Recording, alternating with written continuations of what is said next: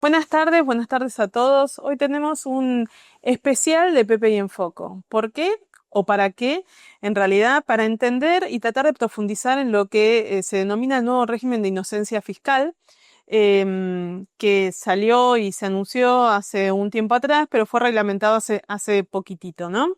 Pero, ¿qué implica este régimen de inocencia fiscal que en principio cambia la relación entre el contribuyente, o sea, cada uno de nosotros con el fisco, ¿no?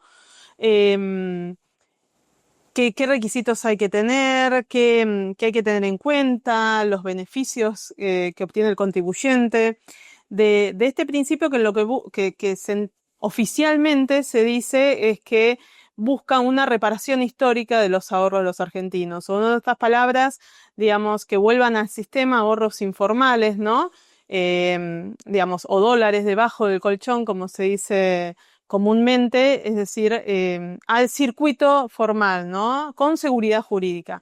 Pero para hablar de todo esto, claramente necesitamos un asesor impositivo, ¿no? Un experto impositivo.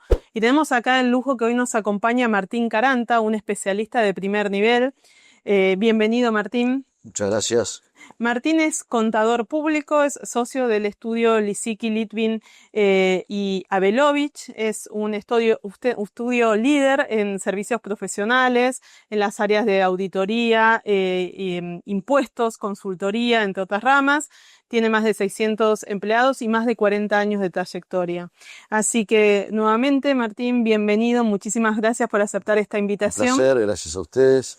Bueno, vamos a hablar de inocencia fiscal. Inocencia fiscal. La idea es acá ir hablando un poco y tratando de desmenuzar este tema desde qué es hasta los requisitos, como decíamos, beneficios que da y irme echando también con algunas consultas que ya tenemos de nuestros clientes, ¿no? Bien. Para tratar de poner un poco más en claro. Y bajarlo a tierra, digamos. Que se Exactamente, tal entienda. cual. Ese es el Perfecto. objetivo siempre que buscamos en estos PPI en foco. Así Bueno, que, perfecto. si te parece, empecemos Dale, y mira, te empecemos cuento un por algo poco. básico. Dale, decime. ¿Qué es el régimen de inocencia fiscal? Bueno, como vos bien dijiste, es un cambio de época, un cambio de chip, ¿sí? Y esto se dio, acordate, en mayo del año pasado, esto ya no es nuevo, ¿sí? Por eso. Esto tuvo una primera etapa que es a través digamos así, de regulaciones que no requerían ser una ley, donde lo que se hizo fue ir eliminando regímenes de información, ¿sí? O subiendo el umbral para que el fisco tenga datos del contribuyente. Y ahí, cuando lo presentó, por ejemplo, el ministro Caputo, decía, vas al supermercado, compras un sachet de leche o vas a comprar unas zapatillas a la tienda de deportes y ya el fisco recibe el dato de tu factura, de cuánto gastaste, en qué gastaste y cómo pagaste. Bueno, eso se fue eliminando, ¿sí? Lo mismo con qué saldo tenías en las cuentas bancarias a fin de mes o cuántas transacciones hiciste o recibiste en tu cuenta bancaria o en tu cuenta virtual, o sea, billetera electrónica, ¿sí?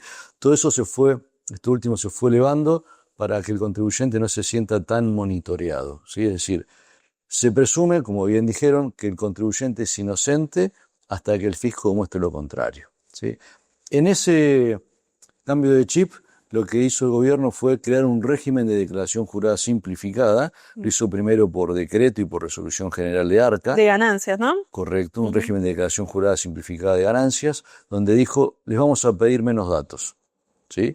No les vamos a pedir que carguen el patrimonio al inicio y al cierre, o sea, el detalle de bienes y deudas que los contribuyentes tienen, ni que justifiquen las variaciones patrimoniales del consumo del año.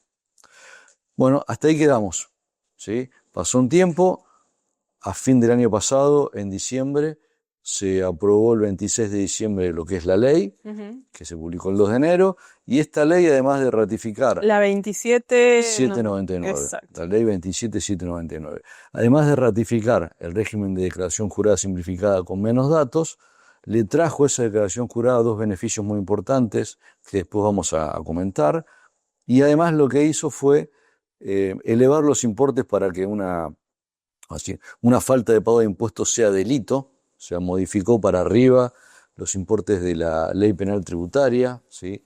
Antes, cuando un contribuyente evadía en un año 1.500.000 pesos, ya era un tema en el cual intervenía la justicia penal. ¿Qué pasa? 1.500.000 pesos. Cuando esto se legisló, era $100.000, ¿sí? En el último tiempo, 1.500.000 pesos era $1.000, $1.100, o sea, una cifra totalmente exigua. Ahora, al delito de evasión simple se lo llevó a 100 millones de pesos por año por impuesto, con lo cual ese incremento de importe también hace que los contribuyentes estén más tranquilos, ¿sí? Y otro tema muy importante para sacarle el pie de encima a los contribuyentes es la prescripción, ¿sí? El plazo de prescripción, que es el plazo que una vez que transcurrió el fisco no te puede reclamar una deuda de impuestos, ¿sí? Sigue siendo un plazo general de 5 años, pero baja a 3 años cuando el contribuyente presente su declaración jurada en término y pague en término. Entonces, si ya pasaron esos 3 años, al año cuarto, el fisco le quiere venir a reclamar algo, no va a poder, ¿sí? Y ese concepto de prescripción reducida es para todos los contribuyentes. No importa si entraron en un régimen simplificado, si son personas jurídicas, ¿sí? Con lo cual esto es una tranquilidad para todos. Y los montos que hablaste recién también son para todos los contribuyentes. Exactamente, ¿sí? tanto el de evasión simple como lo que sería una evasión agravada, ¿no? Correcto, el de evasión agravada sube a 1.000 millones de pesos, ¿sí? O sea, cambian los montos de todos los delitos de evasión, tanto tributaria como previsional, ¿sí? Que eso es muy importante. Y después, en la declaración jurada simplificada de ganancias, ¿sí? Recorremos un poco quiénes pueden entrar. Eso es algo exclusivo para personas humanas y para asociaciones indivisas residentes del país. ¿Sí? Y lo que se trata es que entren, pero no los más grandes a los cuales el fisco considera que hay interés fiscal y los hay requisitos de patrimonio, de ingresos, exactamente, ¿no? Hay 3 requisitos principalmente. Uno tiene que ver con los ingresos que se reciben en el año, que es de hasta 1.000 millones de pesos, de rentas de fuente argentina, rentas de fuente extranjera, grabadas, no grabadas y exentas, ¿sí? Con lo cual acá una primera situación es que no importa lo que vos ganes, ¿sí? También puede ser que recibas una herencia y eso computa para ver si estás dentro o no del régimen simplificado, ¿sí? También cuestiones que no están grabadas, como por ejemplo, no sé, operaciones en la Bolsa de Buenos Aires que resultados están exentos, operaciones con títulos, con bonos que están exentos, diferencias de cambio, ¿sí? Todo tipo de ingresos, en principio, son los que se van a considerar. Y el tope es 1.000 millones al año. ¿Sí? Okay. Ahora vamos a hacer un ejemplito para ver cómo funciona en la práctica. Después también tenemos el otro tope, que es 10.000 millones de pesos de patrimonio por año. Ahí también dice la ley. Patrimonio, en realidad, bienes evaluados según la ley del impuesto a los bienes personales, del país y del exterior, grabados, no grabados y exentos. Con lo cual acá también, ¿qué es lo que computan? Las acciones, ¿sí? Los títulos públicos, que a muchos no les interesaba porque bienes personales no pagan, pero sí importan los campos, que por ahí están exentos de bienes personales y antes se le daba poca atención, ahora hay que considerarlos para ver si un sujeto entra o no, ¿sí? Y por último, no ser gran contribuyente nacional. Si los grandes contribuyentes son los peces gordos, por decirlo de alguna manera, que el fisco los identifica y los coloca en una agencia particular, que es la agencia 19, que está al lado de Casa Rosada, en la sede central de Arca. Bueno, ellos ya saben que están, entonces lo que hay que ver es si están o no están. Si están, aunque por determinado motivo estén debajo de los otros 2 parámetros, igualmente están excluidos, ¿sí? Y para ver si se puede entrar o no, ¿sí? Hay momentos, ¿sí? El primer momento para entrar es cuando empieza el año. O sea, vos podés entrar desde que empieza un año hasta el día anterior al vencimiento de la declaración jurada del impuesto, ¿sí? O sea, hoy todavía no venció ganancias 2025, vos o yo podríamos entrar, ¿sí? Hasta junio, entiendo que el vencimiento es junio más o menos. Sí. ¿Qué tendríamos que ver? Bueno, los parámetros que recién hablamos del año del 31 de diciembre anterior, o sea, de 31 de diciembre de 2025, ver si en 2025 superamos o no los 1.000 millones de pesos, ver si el 31 de diciembre superamos los 10.000 millones de pesos de patrimonio, ¿sí? Y ver si al 31 de diciembre éramos o no grandes contribuyentes nacionales, ¿sí? Eso por ese año, dice la ley. Y también 2 años más para atrás. O sea, si tuviéramos que entrar por 2025, deberíamos analizar 2024, 2023 y 2022, ¿sí? Si cumplimos con eso... O sea, 2025 más los 3 años previos. No, el año en el cual vos ejercés la opción no se mira. Ves el 31 de diciembre anterior y 2 más para atrás. ¿Sí? Entonces, este año, 2026, todavía no venció la declaración jurada de ganancias, podemos entrar por 2025, ¿sí? Pero también podríamos entrar por 2026. Entonces, por 2026, ¿qué tendríamos que ver? 2025, 2024 y 2023, ¿sí? Para 2026 yo diría, esperemos un poco a tener presentada la declaración jurada de ganancias del 2025 y ya vamos a tener los datos de ingresos y de patrimonio, ¿sí? Un tema no menor, muchos contribuyentes optaron por el anticipo de bienes personales, Sí. famoso REI BP, ¿sí? Y bienes personales 2024 no lo calcularon. Bueno, para ver si están o no dentro del régimen para optar por el 2025, también después por el 2026, van a tener que reconstruir el patrimonio de los activos para ver si están o no dentro de esos parámetros, ¿sí? Con lo cual, bueno, acá tarea también para los contadores, ¿eh? Algunas cosas todavía están en discusión, ¿sí? La ley habla de ingresos, ¿viste? 1.000 millones de ingresos al año. Ahora, el decreto reglamentario, cuando se refiere al tema, dice ganancias. Entonces, ¿en qué quedamos? ¿Son ingresos o son ganancias? Bueno, eso todavía está pendiente, porque no es lo mismo. Yo por ahí vendí mi casa, ¿sí? La compré en, no sé, 200 millones de pesos, la vendo en 220 millones de pesos. Los ingresos son 220. Sí. Las ganancias son 20. Entonces, puede ser muy notoria la diferencia, ¿sí? Lo mismo con las operaciones en la bolsa.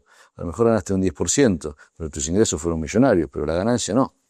Y eso se está discutiendo en este momento para Eso tratar en este de... momento se está discutiendo, hay interpretaciones, vamos a decir, cruzadas entre lo que opina el Fisco Nacional, que están tratando también de incentivar el ingreso del régimen, y algunos profesionales, ¿sí? Y el otro tema es un poco más grave, tiene que ver con patrimonio, porque la ley te dice requisitos, ingresos y patrimonio. Y ahora el decreto dice patrimonio y dice la suma de los bienes, pero el patrimonio, a todos nos enseñaron que es bienes menos deudas. Entonces el decreto no dice nada sobre cómo evaluar las deudas y cómo se descuentan. Ahí, bueno, parecería ser lamentablemente que si el decreto no lo dice, el patrimonio lo van a ver como bienes. Pero es un tema que merece aclaraciones, ¿sí? Muy posiblemente estén sacando algún criterio interpretativo sobre esto. ¿O? Tendría que ponerse en blanco y negro pronto, ¿sí? Por ahí para muchos ciudadanos, contribuyentes que están lejos de los parámetros máximos, no es la esto diferencia. no es una preocupación, pero por ahí sí para algunos, ¿sí? Y acordemos de cómo surgió este régimen, ¿no? Como vos decías, el plan de reparación histórica del ahorro de los argentinos. Después se empezó a decir dólar colchón, inocencia fiscal, ¿sí? Pero ¿qué era? Era que los contribuyentes no se sientan tan controlados por el fisco, ¿sí? Y que sus ahorros, el canuto, los dólares que compraron cuando no se podía comprar dólares, que era un delincuente el que trataba de resguardar su patrimonio y comprar dólares, pero lo tenía que hacer para cuidar su esfuerzo, los compraba como podía. Sí. Bueno, eso que tiene ahí el canuto, la idea del gobierno es que los utilice, que los ponga en el sistema formal y cambie el auto, cambie la casa, agrande la casa, se vaya de vacaciones, consuma o compre, ¿sí? ¿Cómo? Poniéndolo en el sistema financiero formal. Pero claro, si vos lo ponías en el sistema financiero formal, saltaban todos los semáforos y te venían a buscar. Por eso este régimen de declaración jurada simplificada y por eso menos controles, que es lo que hablamos antes de los regímenes de información, ¿sí? Y ahí te hago una pregunta, porque muchos nos suelen preguntar algo, ¿qué diferencia? Esto no es un blanqueo, ¿no? No es un blanqueo. No es un blanqueo. ¿Qué diferencia tiene con el blanqueo anterior, ¿no? Que hace poquito... Sí. Mira, primero y principal, no cambia nada de la ley del impuesto a las ganancias. El impuesto a las ganancias sigue grabando lo que grababa siempre, ¿sí? O sea, rentas del trabajo, rentas del comercio, rentas financieras, las exenciones son las mismas, no cambia el impuesto a las ganancias. Es una cuestión de información. Exactamente. Primero, una cuestión de información. Y lo que la ley trajo, además de la cuestión de menos información, son dos efectos muy importantes, que son parecidos a un blanqueo. Por eso esa suerte de confusión, hay muchos periodistas que lo llaman, es un blanqueo permanente, ¿sí? Los dos efectos, ¿cuáles son? El efecto liberatorio del pago, que es para ganancias por el periodo fiscal que se presenta. Por ejemplo, dentro de unos meses presentamos ganancias 2025. Si estamos dentro del régimen de declaración jurada simplificada, que hay que optar, hay que entrar con clave fiscal de cada uno y optar. Sí, después te voy a preguntar un poco operativamente cómo funciona, ¿no? Entonces, presento ganancias 2025 y tengo el efecto liberatorio del pago. ¿Qué quiere decir? Que en principio el fisco no podría venir tiempo más tarde y decir, mira, esa declaración jurada, que vos pagaste 200.000 pesos, son 300.000. ¿Sí? Y después, ese efecto entonces es para ganancia de ese periodo fiscal. Y otro efecto que es todavía más generoso, que se llama presunción de exactitud. ¿Sí? Entonces, quienes entren en este régimen, ¿sí?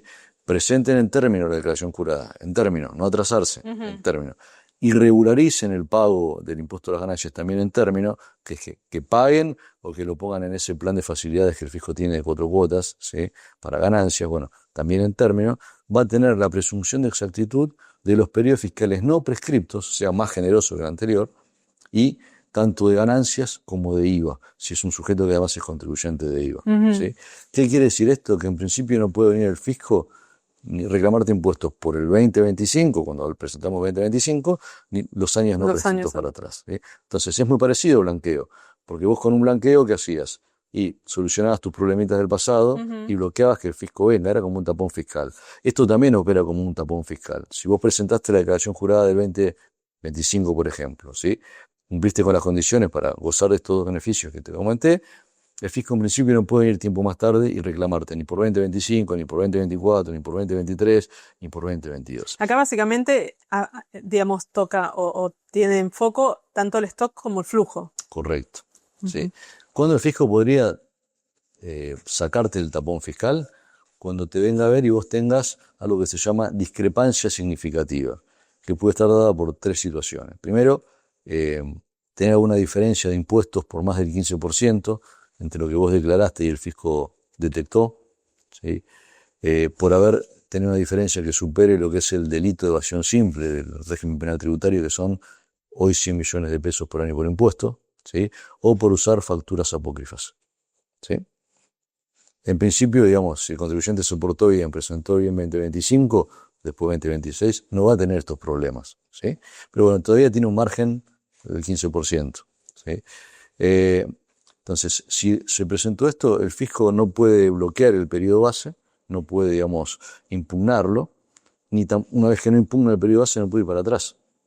¿Sí? O sea, el fisco no es que puede decir, si vos presentaste 2025, tengo que ver 2024, tengo que ver 2023. No. Primero tengo que ver 2025 y ver si salta el tapón.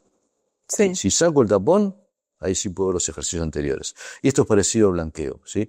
La diferencia por ahí con un blanqueo es que si ya había un problema en discusión con el fisco, ¿sí? Por ejemplo, alguien que le detectaron ventas omitidas, ¿sí? O que tenía un inmueble y no lo puede justificar cómo lo pagó, lo blanqueaba.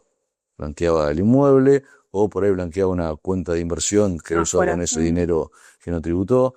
Ahora, las cosas que ya están detectadas, digamos, no se curan con este régimen de inocencia fiscal. Pero si el contribuyente entra por el 2025 y algún pecado de años anteriores no se detectó, lo bloquea.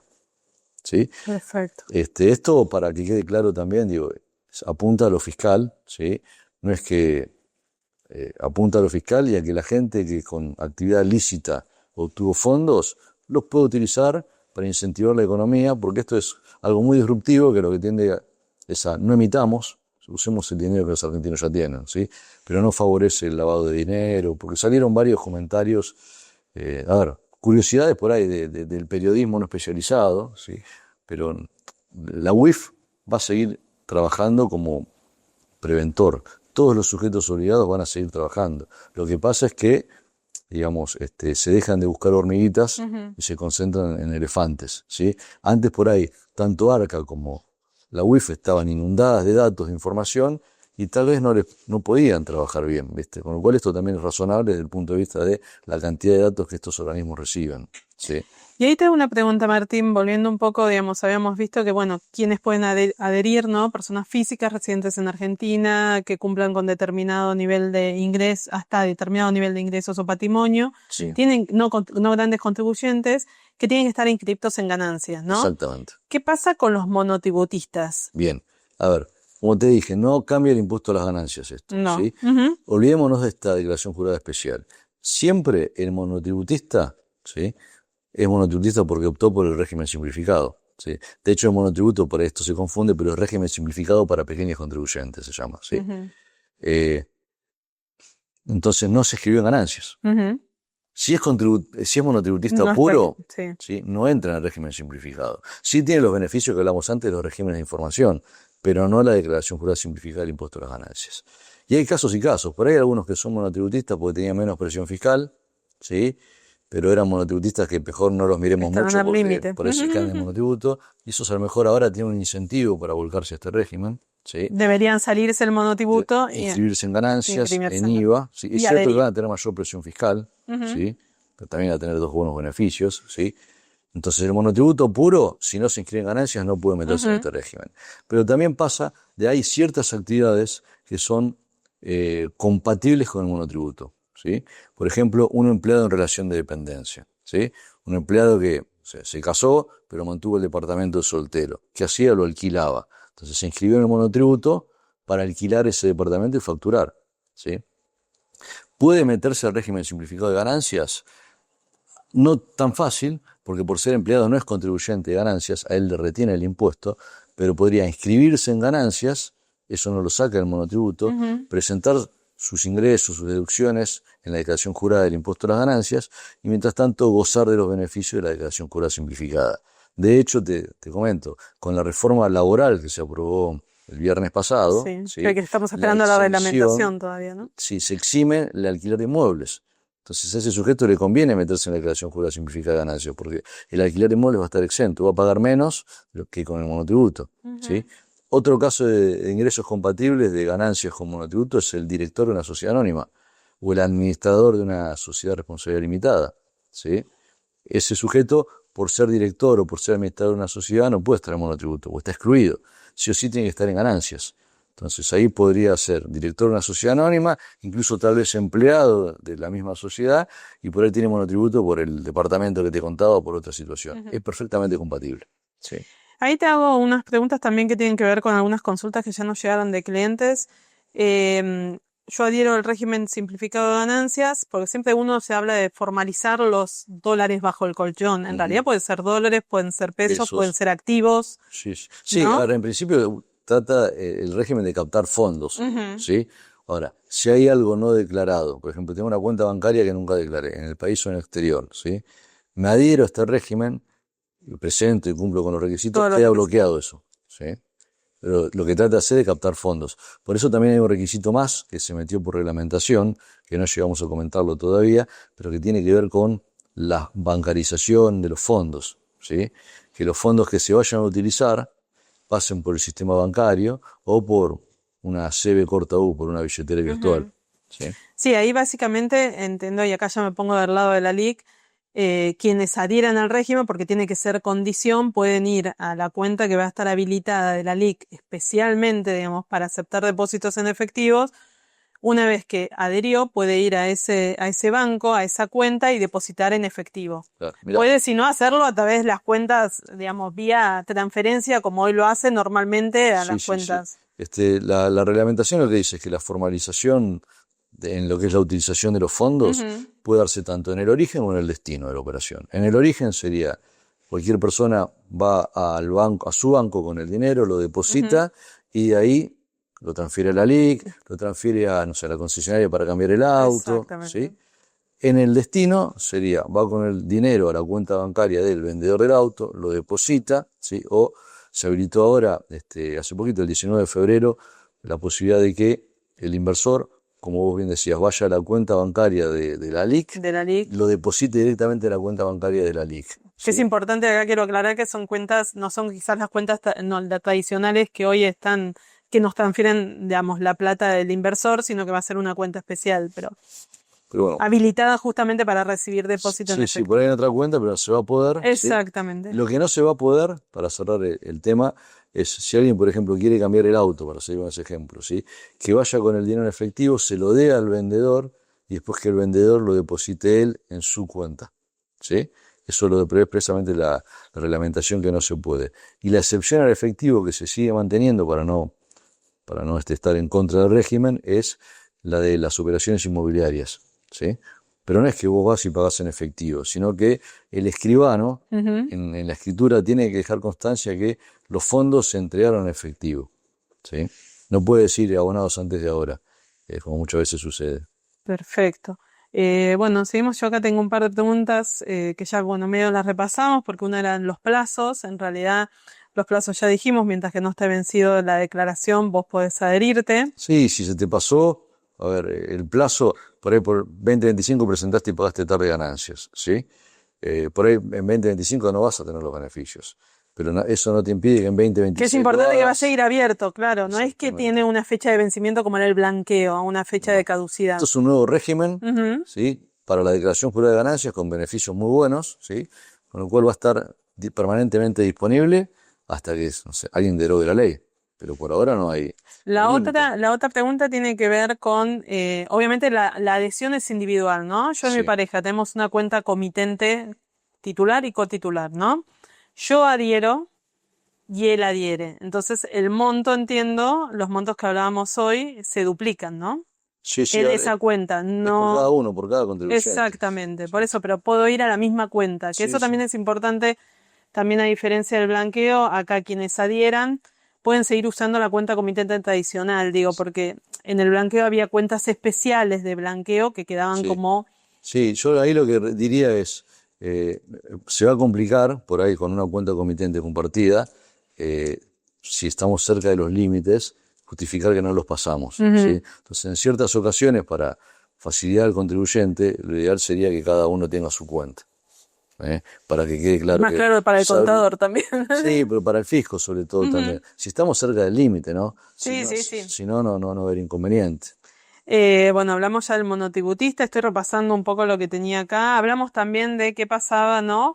Si, qué incumple, digamos, si me pasaba justamente de los límites que mencionamos, si había que presentar alguna documentación o algo, tenemos ese changüí, por decirlo de alguna manera, del 15%, ¿no? Sí, eso, a ver, el 15% es para que el fisco detecte una omisión de impuestos, ¿sí? Y me saque los beneficios de la declaración jurada simplificada. Me lo saca por ese año. Si detecta arriba del 15%, te va a sacar, digamos, no es que vos Me va a tenés que sacar los presentar documentación beneficios, me va a adicional, sacar los beneficios y me va a poder reclamar los impuestos que debo, por eso. ¿sí?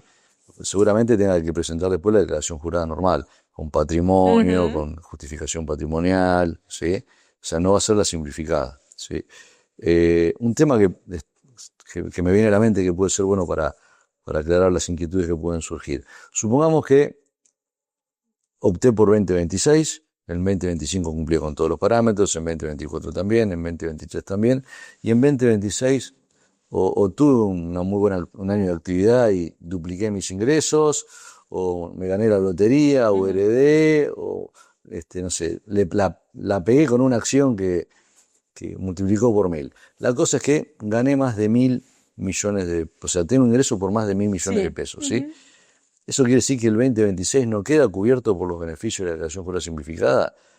No, porque acordate que para 2026 yo miraba 2025, Sí. ¿sí? 2026 voy a estar fuera de los parámetros, pero eso me va a condicionar para el No voy a 2027, poder adherir el claro. 2027, Ni digamos, el sobre el 2027 ni 2026. 2 años más después, Perfecto. ¿sí? Ujú. Pero eso no es que, digo, no quedo colgado de la brocha en 2026, ¿sí? Exactamente. Buenísimo. O si superé el patrimonio, lo mismo, ¿no? Porque a lo Más que mejor, válida la aclaración, claro. Y ahí te hago una pregunta. Operativamente, viste que recién hablamos. Yo, Sabrina, quiero adherirme, ¿no? ¿Cómo son los pasitos que tengo que hacer, ¿no? clave fiscal, Ujú. ¿sí? Entras con tu clave fiscal a la página de Arca, vas a un servicio que se llama Sistema Registral, ahí vas a ver inmediatamente que está régimen de declaración jurada simplificada, entrás, ¿sí? Tenés que elegir por qué año vas a adherir, 2025, ¿sí? Si podés, aceptás, ya está. Y después te aparece como una constancia de trámite, y después vas a ver también cuando consultes tu constancia de inscripción, que va a decir que adheriste por el año 2025 y te va a decir en qué fecha adheriste, ¿sí? Vos también, o todos los que adhirieran por un año, si siguen cumpliendo con los parámetros, deberían ratificar la adhesión al año siguiente. Eso todavía en el sistema no se puede, ¿sí? Porque si yo adherí, vuelvo a entrar al sistema para ratificar por 2026, no está la opción. Pero bueno, hay que darle tiempo, ¿sí? Sí, lo que digo es guarda que si van a entrar, ustedes sí pueden optar por 2025 o por 2026. Por cómo está la cosa, si optaron por 2026, entiendo que no les va a dejar después por 2025. Entonces, hoy entren y opten por 2025. Por 2026 todavía hay tiempo. Y eso es, entiendo, es la adhesión. Después, obviamente, voy a tener que completar Después de tener que la presentar la declaración declaración jurada. jurada Sí, simplificada de ganancias, sí. Y hay digamos. un tema que me parece importante, porque muchos contribuyentes me lo consultan, es la declaración jurada simplificada, ¿sí? En lo que es cargar la información al fisco, por ahí sí tiene un poco menos de datos, ¿sí? Que la tradicional. Pero acá lo importante es que el contador les va a pedir seguramente lo mismo de siempre, ¿sí? Porque es importante que puedan justificar, aunque sea en papel de trabajo, ¿no? El detalle de los bienes que tienen, cómo gastaron en consumo, cómo justifican la compra de un nuevo bien, ¿sí? ¿Por qué digo que es importante también? Desde el año pasado, con este régimen de inocencia fiscal, Arca prohibió expresamente a los bancos, a las ALICs, a los sujetos obligados, pedir las declaraciones juradas de impuestos para conocer el perfil transaccional del Ujú. cliente, ¿sí? ¿Y qué es lo que le queda al cliente? Y una certificación contable. Y si el contador no tiene los datos, después se va a volver loco. Y la mejor oportunidad para tener los datos es cuando hace la liquidación de ganancias, porque puede ser también una suerte de prueba global, ¿sí? Y también puede pasar que por algún motivo a ese contribuyente el año que viene le vaya muy bien, o se gane la lotería, o herede, y quede ahí fuera del régimen. Entonces, si este trabajo no se va haciendo año a año, después va a ser imposible, ¿sí? Entonces digo, me parece importante aclararlo. La declaración jurada en sí no cambia mucho en lo que es el trabajo del contador. Sí, en menos información para presentar al fisco, ¿sí? Pero digamos, al contador Al hay que darle la contador. información que precisa para trabajar.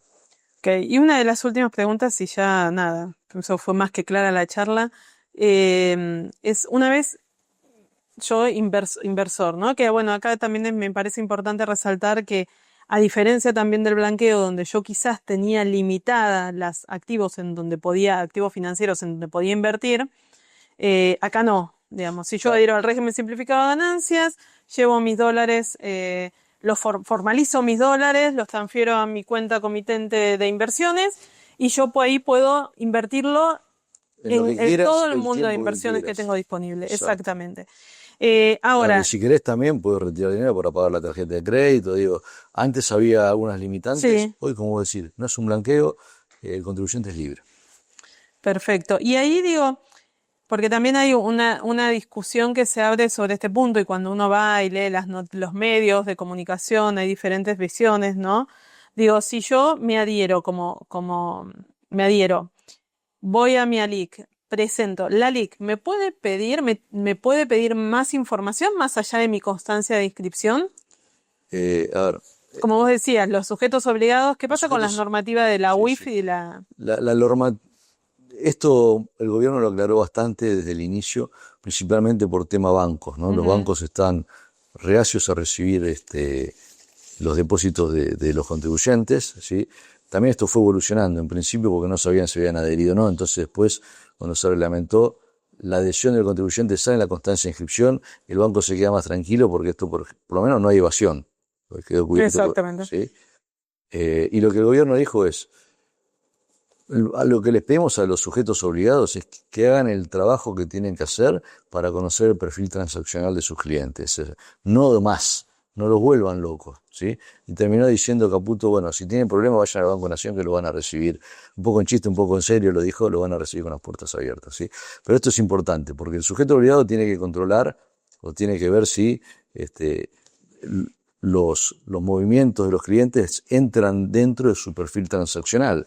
Y puede ser que a un cliente lo conozcan poco, porque es nuevo. Entonces, a lo mejor es sensato que le pidan información sobre su vida económica, ¿sí? De dónde sacó el dinero. A lo mejor es decirle, mira, vendí una casa, hace 8 años que lo tengo abajo del colchón, ahora me volqué al sistema financiero, ¿sí? Pero puede pasar, ¿sí? A lo mejor a otros no les piden nada porque los nuevos fondos tienen razonabilidad cuando Depende se del conoce de monto también, antes. claro, depende con Depende del monto, de la la historia, la ¿sí? racionalidad Un con el sujeto perfil que que mueve tiene. $100.000 por mes, ¿sí? Y un día viene y deposita 20.000, no va a ser llamativo.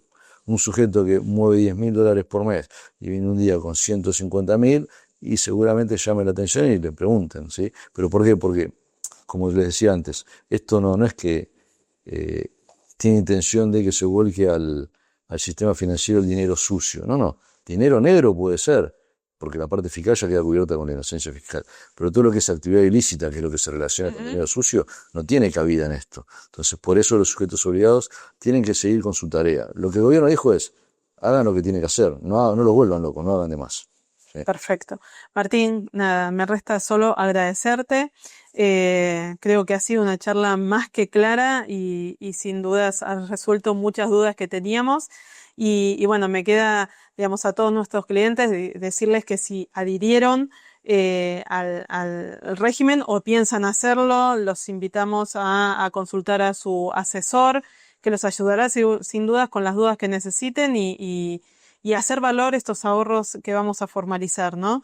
Y a los que no nos conocen, claramente los invitamos a conocer la plataforma, los invitamos a conocer todas nuestras opciones y partir de la base que lo que tenemos que entender todos como primer punto es que dejar esos ahorros sin hacer nada, quietos, ociosos, tiene hoy un costo de oportunidad muy alto. Así que los invitamos a acercarse, a hablar con nosotros. Martín, Bueno, muchas gracias, Sabri, a al- vos, a todo el equipo de PPI. Un placer estar acá con ustedes, compartir también con sus clientes estas ideas, ¿sí? Es un régimen que yo veo muy bueno, es disruptivo totalmente porque nunca hubo algo así, y es muy bueno, tiene beneficios importantes, ¿sí? Es como un tapón, una tranquilidad, que antes solo se daba excepcionalmente con un blanqueo, ¿sí? exactamente. Y había que blanquear. Hoy pueden tener estos mismos beneficios quien incluso no tenga nada fuera del sistema, ¿no? Pero igualmente les conviene adherir para tener mayor seguridad jurídica, ¿sí? Y los que ¿Hay tengan que estimaciones, volcar, Martín? Ahí te pregunto de cuántas personas podrían, o cuántas ya se adhirieron, o cuántas podrían llegar a no, adherirse. esto todavía no, a ver, es muy reciente, Ujú. ¿sí? Desde unos días de febrero que está prácticamente operativo. El 11 de febrero recién los sujetos pudieron optar por ingresar al régimen, ¿sí? Por la herramienta de ARCA. El gobierno en distintas comunicaciones que salió a hacer cuando comentaba el régimen que lo iban a lanzar, hablaba que había ahorros de los argentinos de más de 200.000 Sí. millones de dólares, ¿sí? A ver, no, imposible de ratificar o no esa cifra. Pero bueno, sabemos la idiosincrasia argentina de que el canuto es en moneda extranjera, en dólares, con lo cual seguramente hay bastante, no sé si esa cifra, pero digo, también es muy razonable la idea, muy creativa de que se vuelque al sistema financiero con esto. Así que bueno, como vos decías, la verdad que la gente tiene que mover esos fondos, ya sea para darse un gusto, para irse de vacaciones, para la fiesta de 15 de la nena, para cambiar el auto, para Para invertirlo, invertirlo, para ¿sí? pensar en el futuro, para hacerlos valer, porque la realidad es que la plata, sean dólares o pesos, bueno, pesos más que claro, pero sean los dólares también van perdiendo valor, Va ¿no? perdiendo valor, el mundo, a ver, Hay inflación hay también. inflación en todas las monedas Ujú. y también lo que hoy vos querés comprar seguramente el día de mañana esté más caro. Pasa con acciones, ¿sí? Con los bonos argentinos también que dan buen rendimiento. Así que bueno, un placer y gracias. Muchísimas gracias y seguramente vamos a seguir haciendo capacitaciones de este tipo y charlas de este tipo, así que estás más Cuenten que con invitado a nosotros. Bueno, participar. muchas gracias.